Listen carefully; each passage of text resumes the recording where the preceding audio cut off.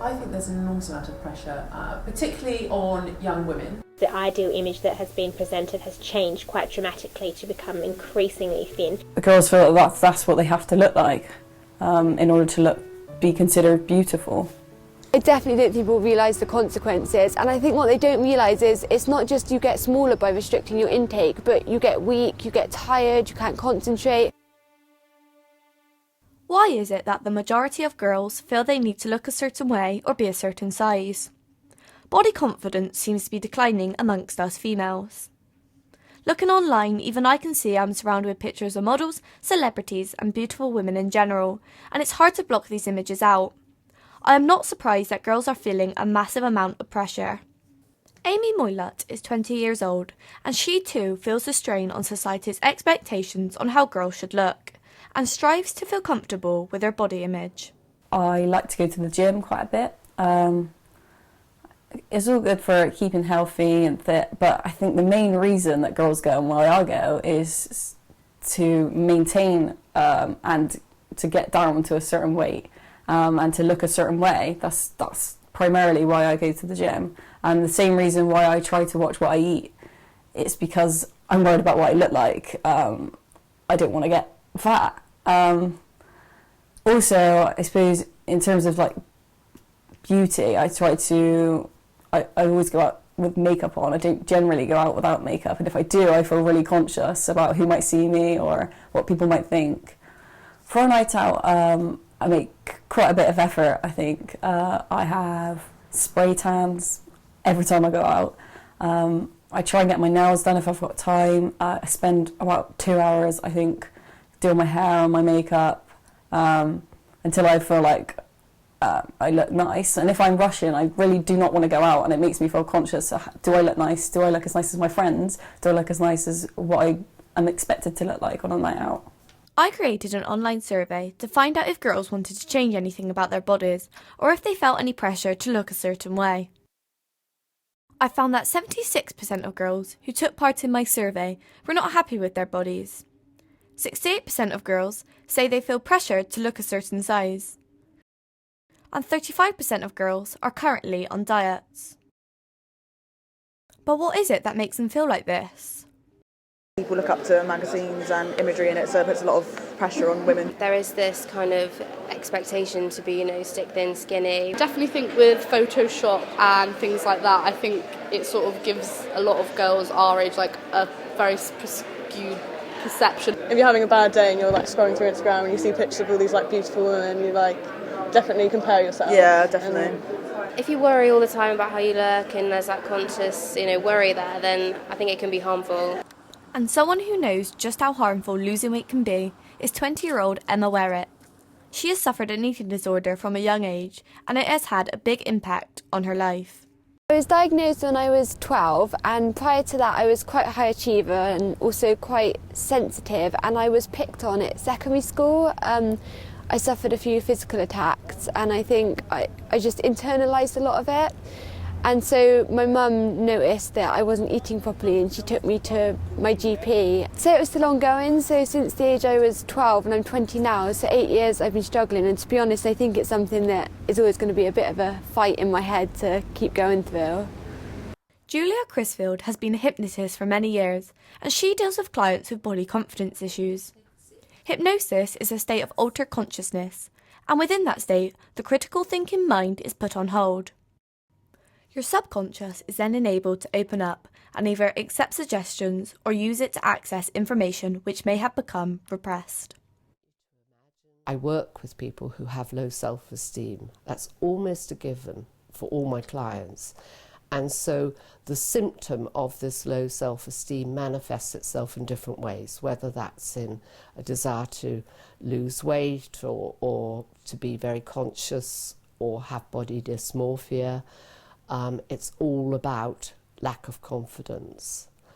And what I would do would take an extensive history, because what's happened in that client's life, particularly in childhood, is why they are feeling the way they feel. So if we understand where the problem is coming from, what is being done to change people's attitudes?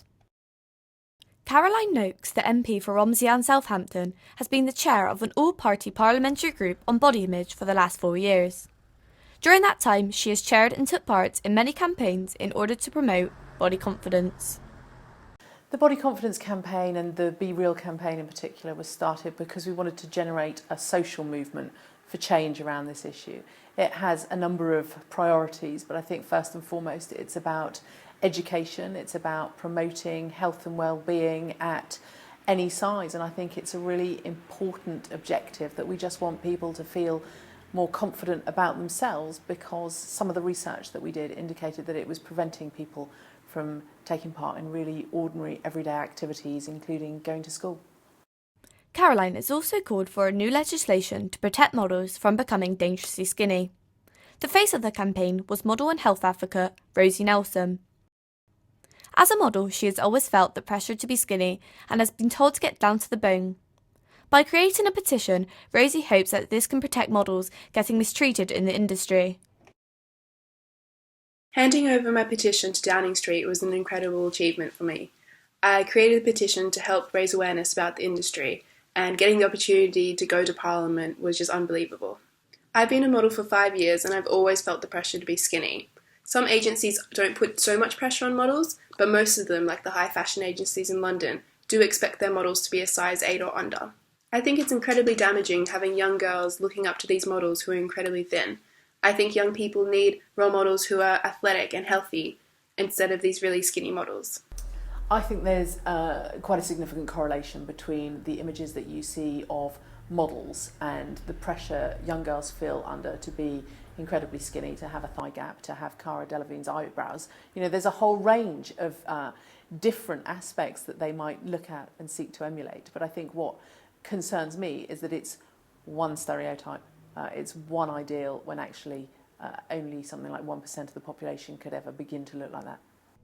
If celebrities and models are a part of what girls look up to as role models, this law may change girls' perceptions on the perfect body. I guess it's very troubling that we see that more and more women and increasingly younger and younger girls are actually feeling dissatisfied with aspects of their appearance. That's very troubling for us, because we know that this is linked to a whole range of negative side effects.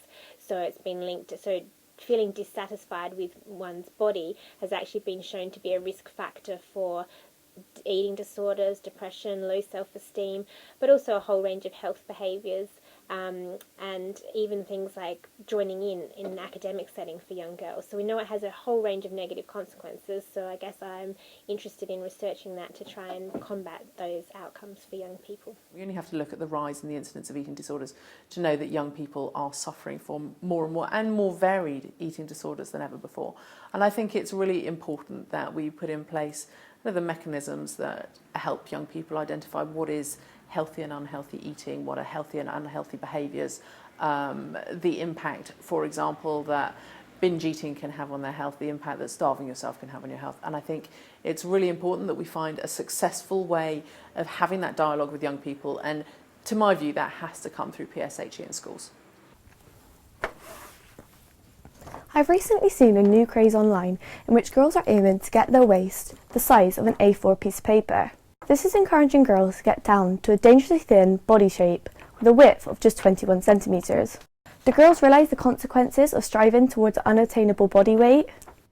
Having experienced an eating disorder, I asked Emma what she feels about the pressures of society, and she explains it's not just physical, but there is mental complexities that come with an eating disorder. So much focus on the perfect body, and I think it's hard to get away from that, because wherever you look, adverts, TV, social media, it is there. I definitely don't think people realise the consequences, and I think what they don't realise is it's not just you get smaller by restricting your intake, but you get weak, you get tired, you can't concentrate. If you're happy with yourself, you won't feel the need to give in to those pressures, and I think ultimately you'll be happier with yourself than if you did try and strive for what you think you should be. My message to young people who aspire to look incredibly thin like models is to just embrace your body as it is. You're beautiful the way you are, and you don't need to change, and you don't need to look any thinner.